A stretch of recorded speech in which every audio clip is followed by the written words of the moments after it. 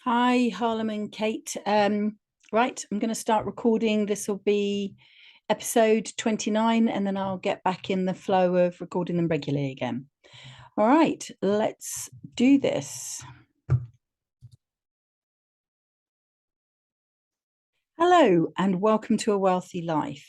In this podcast, we're going to be discussing the way we view houses and how that has changed over the years, and whether your view about property has changed accordingly. One of the first things most parents tell me when we start to talk about their future wealth plans, not even property investing, just generally their plans for the future, is that they want to buy a house for their children.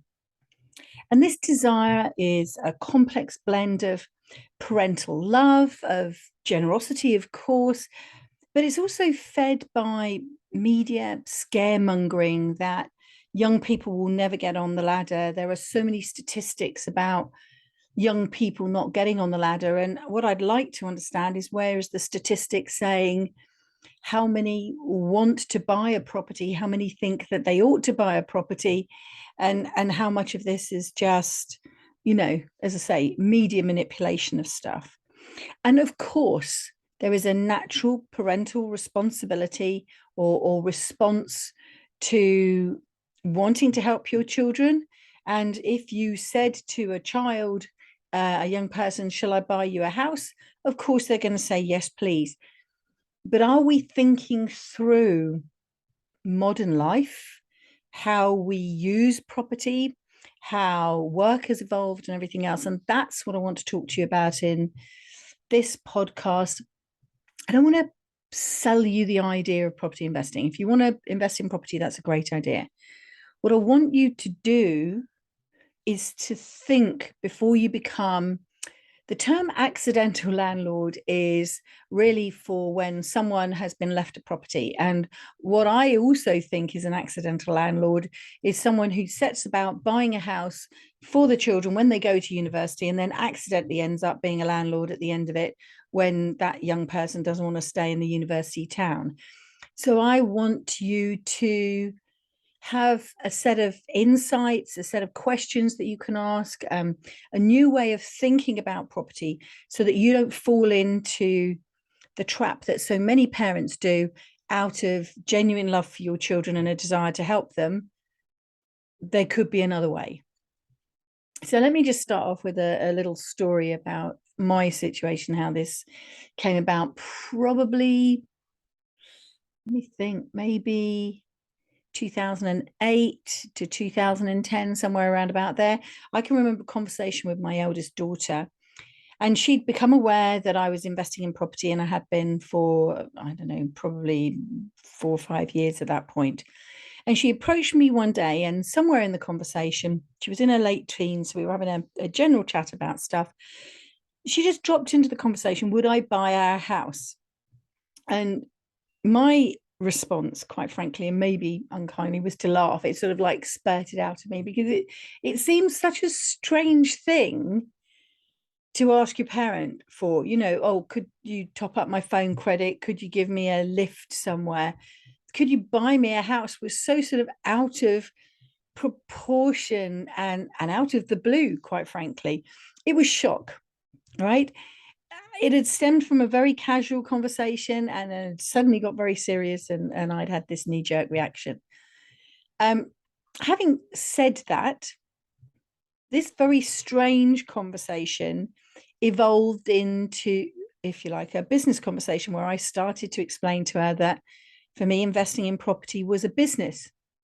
And the reason that I invested in this business is because I was looking for ongoing cash flow, and that by giving her or gifting her a house, that wouldn't generate income. That money would then go into that house, and that house may well save her money.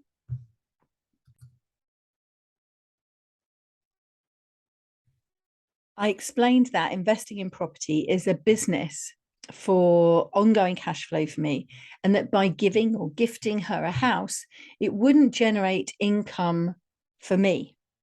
And it started a thought process, if you like. And then the next day, I brought it back up with her again, and I explained actually how she could buy a house for herself.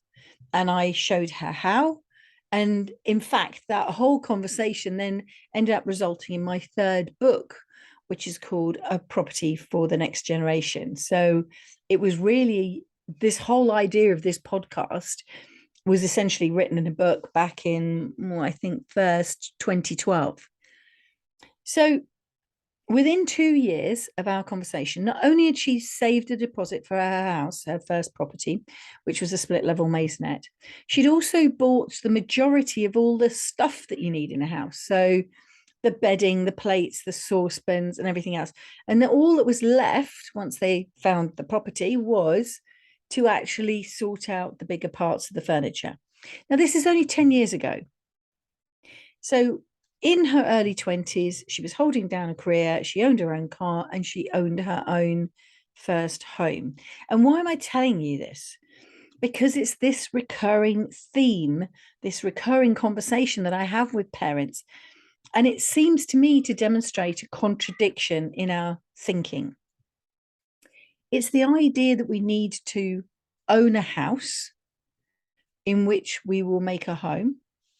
And some of that is because I suppose there is a vulnerability about renting in that landlords can just evict you whenever they like. Quite frankly, it is so hard to evict someone. That is not true.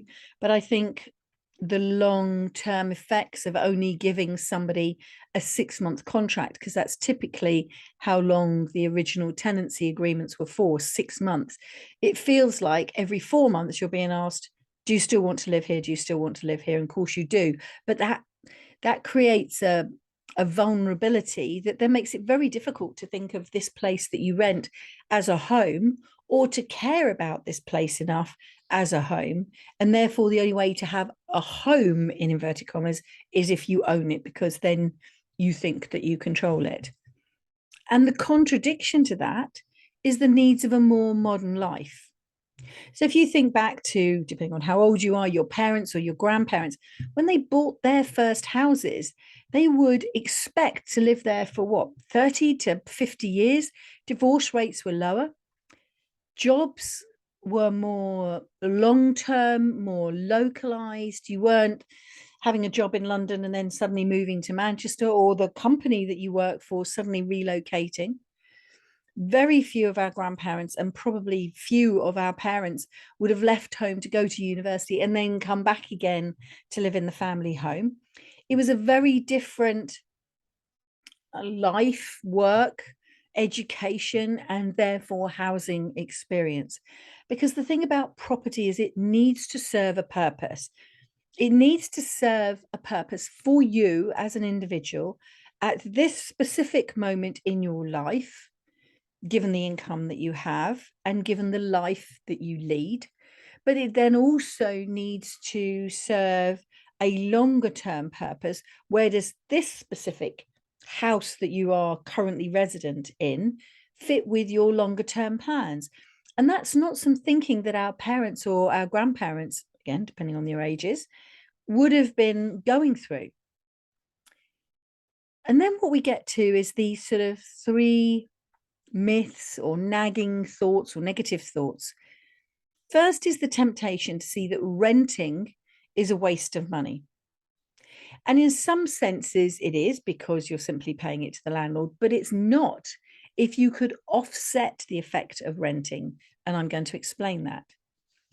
Second, the temptation, see how I'm calling them temptations now rather than negative thoughts. The temptation is to think that buying a property in a university town is a solution to your child's needs. And that's very rarely the case. And finally, the temptation to think that investing in a house for your child, whether they're at university or they've started work, is actually a good use of your money. And I'm going to bust that myth for you as well. In fact, what I can almost guarantee for you is that you will be more financially challenged. In fact, what I can guarantee you is that you will be more financially challenged at a point in the future when you need more income for yourself, if you follow the pattern that seems to be popular at the moment than if you listen and now maybe start to question what you're being led to believe. I think there's a lot of that now. We need to question everything. We need to be asking why, and I even did a podcast on that. It needs to be your first question. Why would you buy a house for your child? Why would you buy a house in a university town for your child going to university for what is probably only 3 years?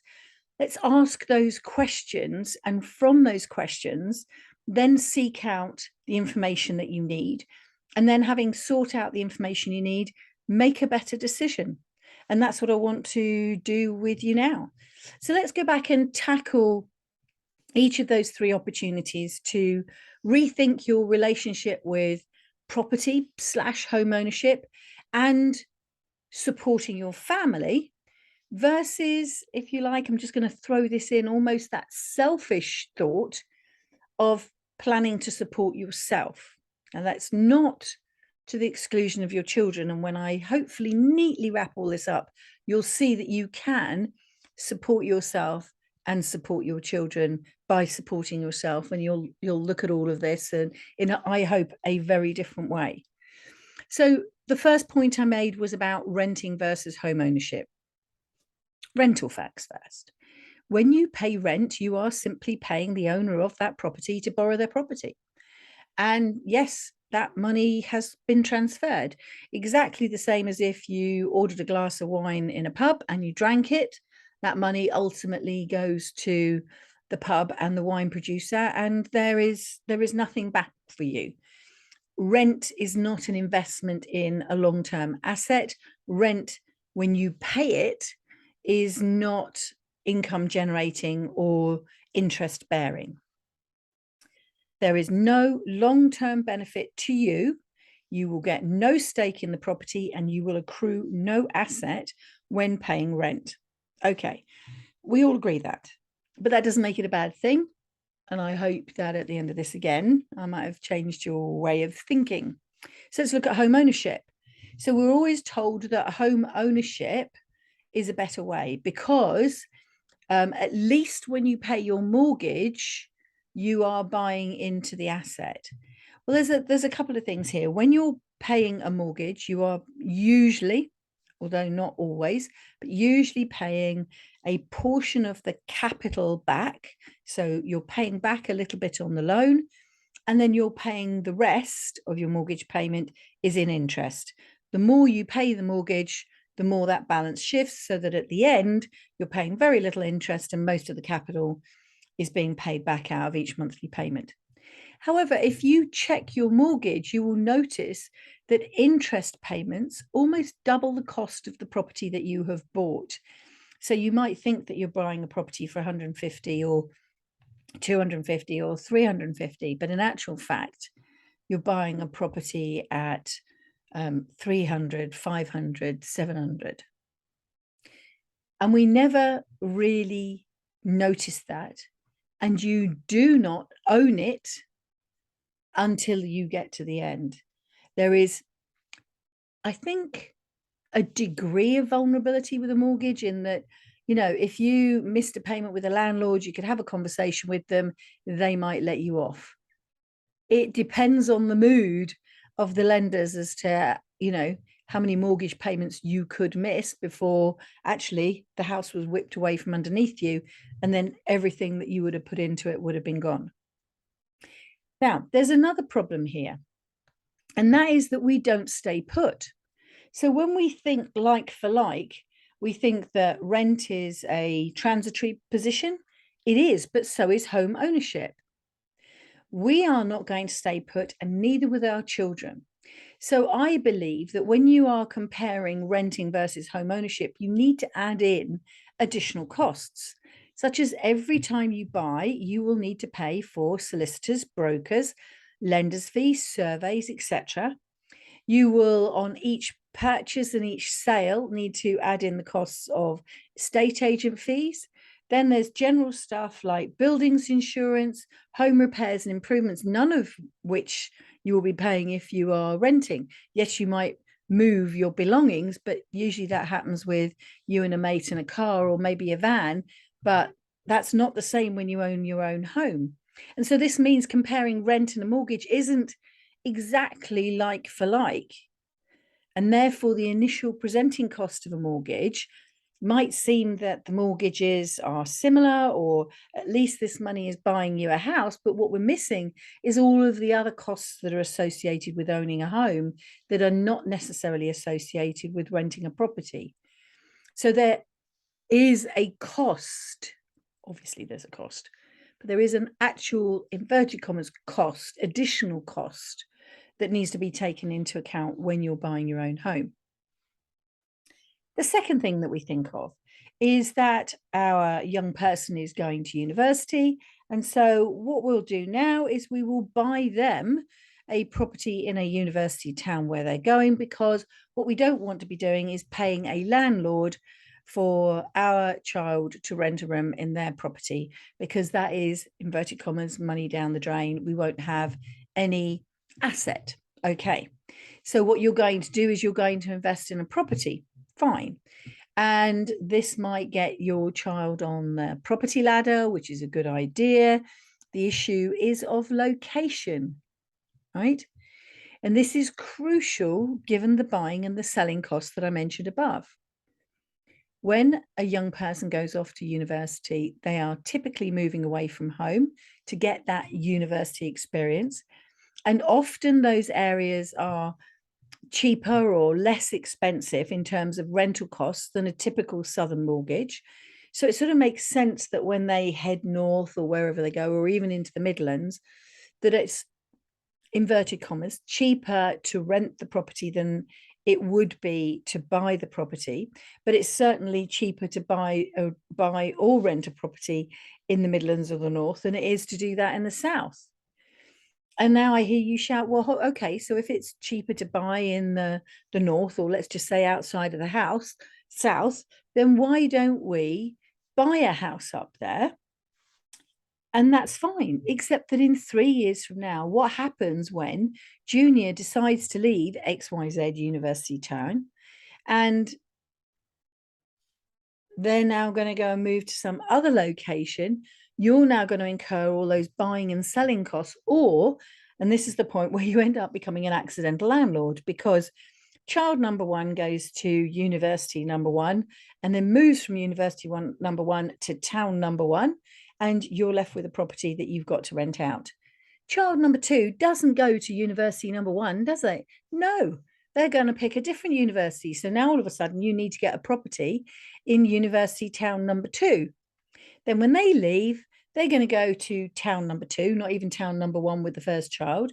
And you're going to end up with a series of houses just scattered all over the UK, not where it's making financial sense, not where it's making life easy for you in terms of the management, but basically on, and excuse me phrasing it like this, because maybe your child is very focused, but generally on the whims of the young people that are going through significant changes in their lives.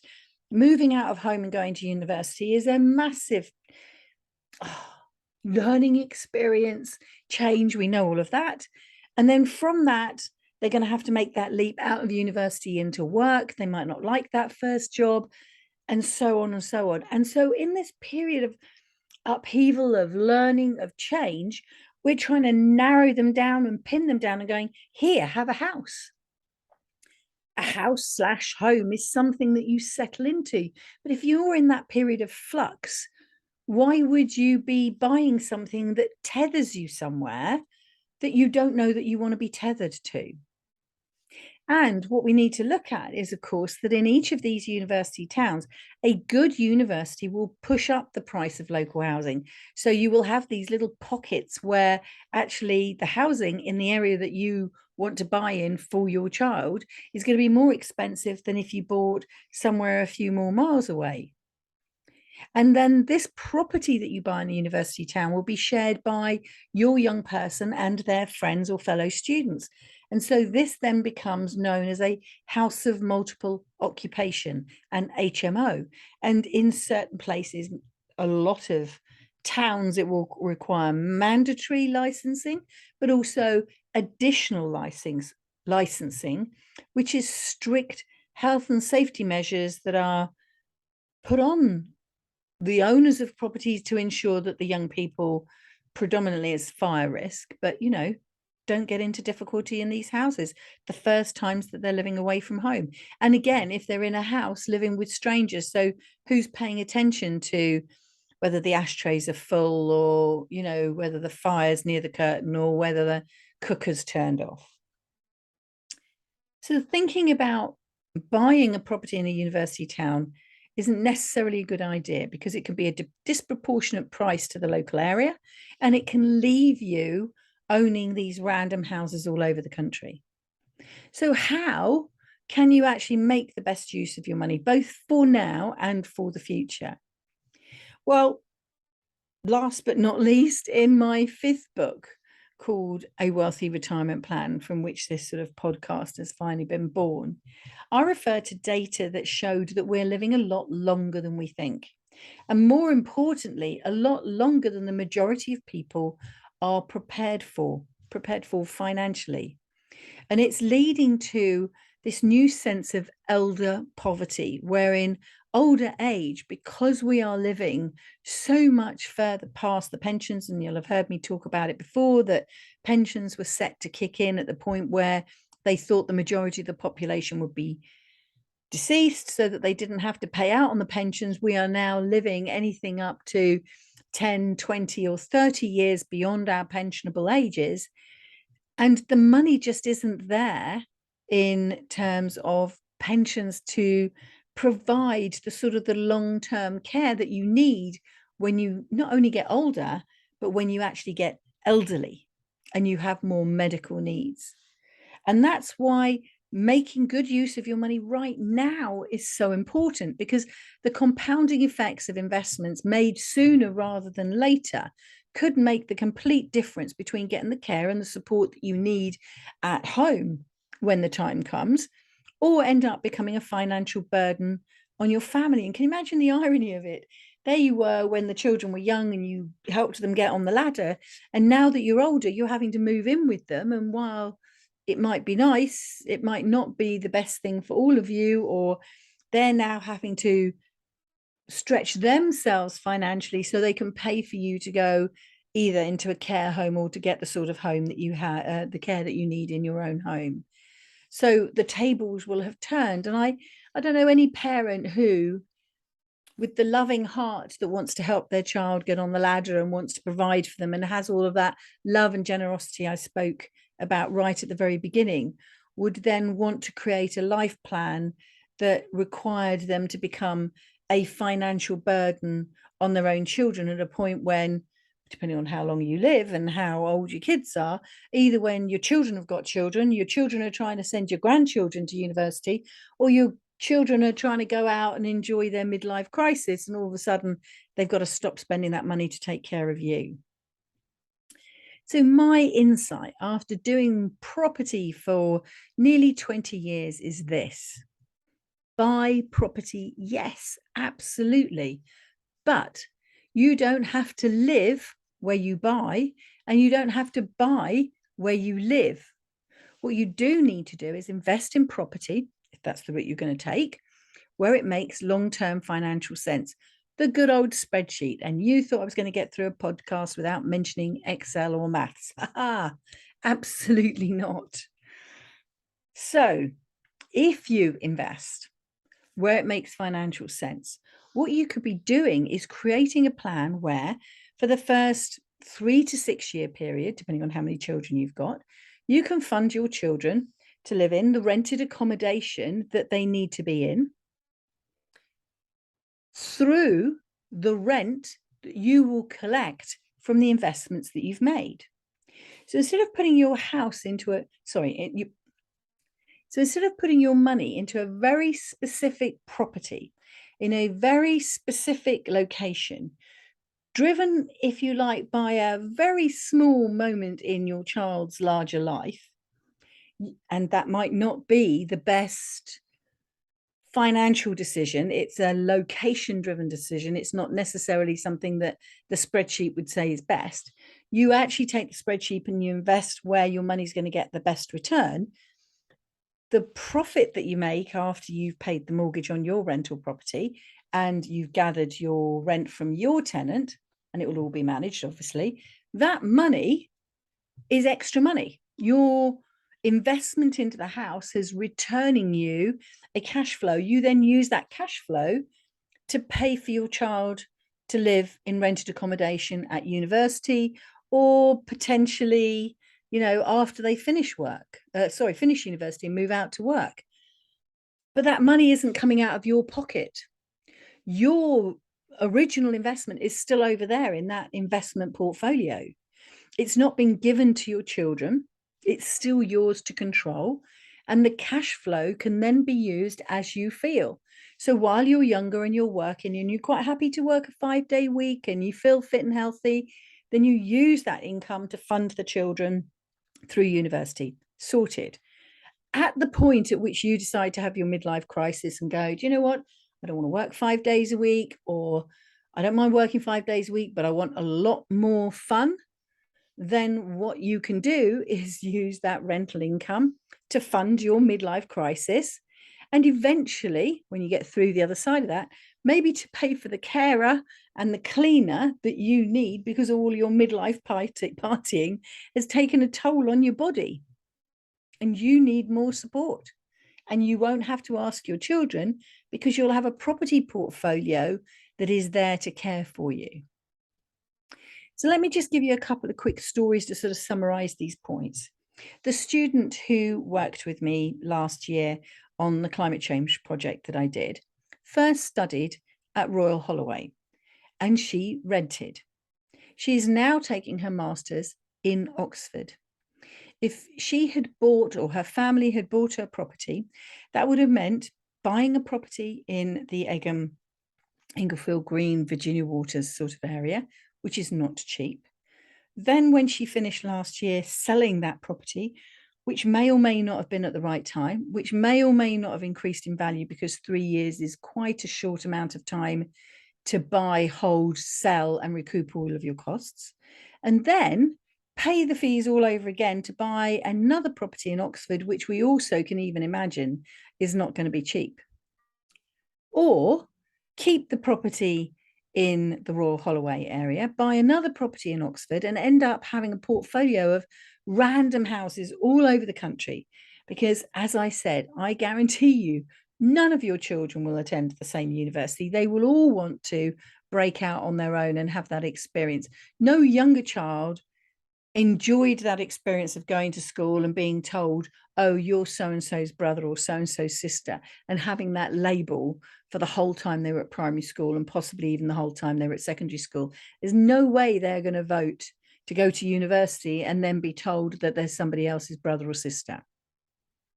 The second story, a neighbour started to talk to me about their child, and they're at university at the moment. They're living in rented accommodation, and that works really well. And they're now at the stage where they're coming back towards the London area, and they're having their 1 year out for work placement. Then they'll go back for a year, and then what they'll do is they'll come back again and need to potentially live in the area. Or is this the parents' supposition that the child will come back to live in this area?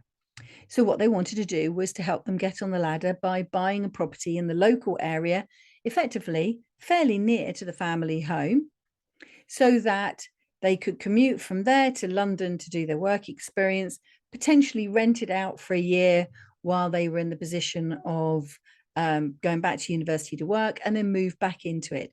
Now, this will work only if their daughter, on leaving university, does exactly what has been pre-planned based on the choices of property.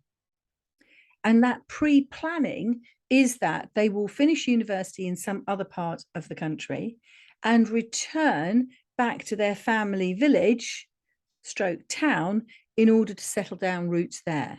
And yes, there might be good commuting into London, but that's only supposing that their job post-university is in London. What if their job post-university is then in Manchester? They're not going to commute daily. And so again, you're going to have these properties in different locations. Now, there is absolutely nothing wrong with buying a property, if you can afford to, in the local area where you are, if it makes sense in terms of your investment, if you're going to get a good return on your money, because you could use that rental income to fund maybe the train ticket for your child commuting during their work experience, or for them to rent not within the university complex, but outside the university complex when they're away on work placement, or maybe even fund them to be in that first flat once they have finished work. You will not be in the position of buy, sell, rebuy, or in the position of becoming an accidental landlord with a scattered portfolio. So I've offered you the idea that a young person, no, sorry, start that again. I want to offer you the idea that a young person will have more earning potential in front of them than you will as their parent. So as we move forward, their earning potential will increase and your earning potential will decrease. They are on their first job, or maybe still on their first university degree, or maybe in between on their work placement, and they still need to work out what they want from life before settling down. And if they are not settled, how can you consider the massive expense, not only in associated costs, but actually in commitment costs of buying a property in a specific location when you're not sure that that location is the right location? And then, even if we go one step further, and maybe you have picked the right location, it will most likely start out as a flat, because typically this is where people start out, is with flats. You're then going to be in a position where you're going to have to buy, sell, and rebuy the way up the ladder, because a flat is suitable for a single person, for a couple, potentially for a couple with their first child. But once your child starts to have your second grandchild, if not before, they're going to need a house with a garden. And here we go again: buy, sell, rebuy, or have these scattered houses all over the place. So what if there was another way?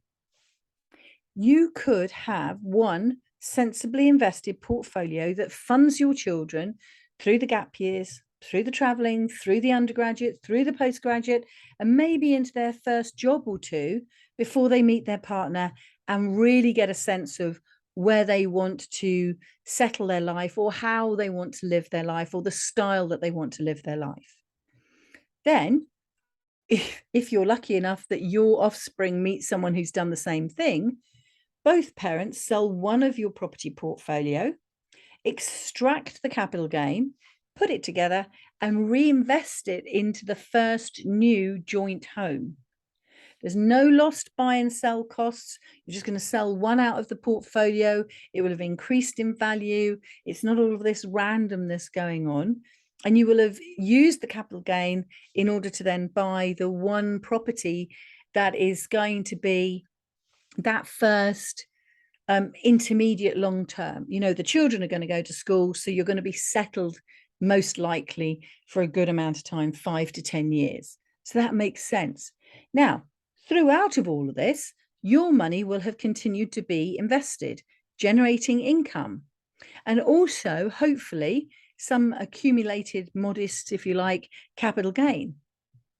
So once your child enters work, you can stop supporting them. Your initial capital investment will have continued to generate income for you.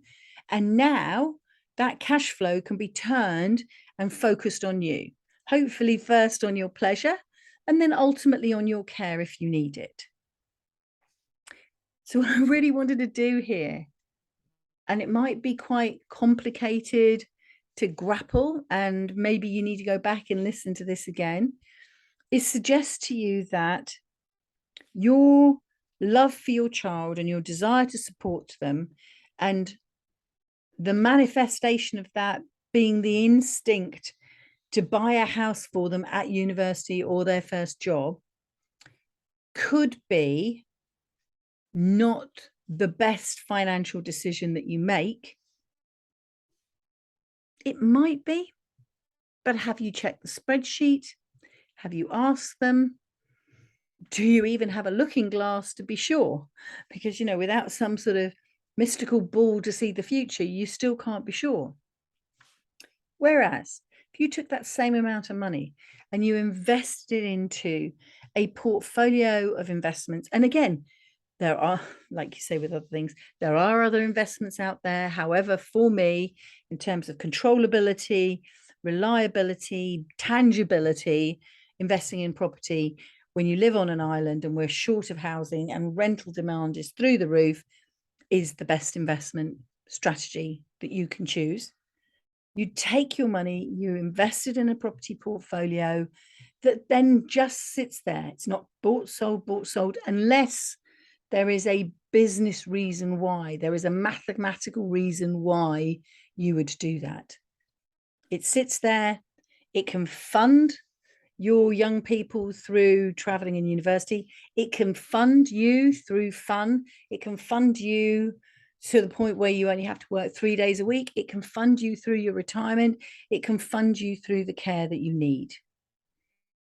But you need to just question and therefore ask better questions. Question what you're being told. Question what we're being led to believe is the right thing to do.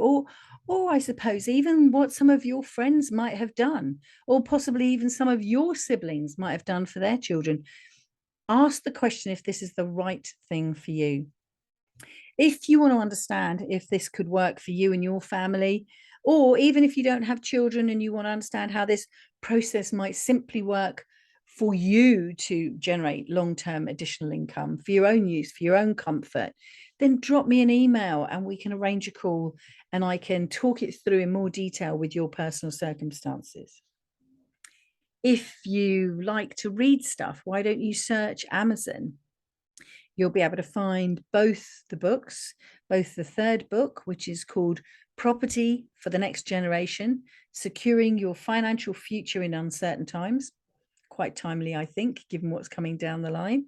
And the fifth book, The Wealthy Retirement Plan, a revolutionary guide to living the rest of your life in style, where I talk about how we're going to live a lot longer than we think and a lot longer than we can afford. So 2 things for you here. Think, calculate, question, speak to your children in more detail, and only make that decision when you are sure that it is right for you.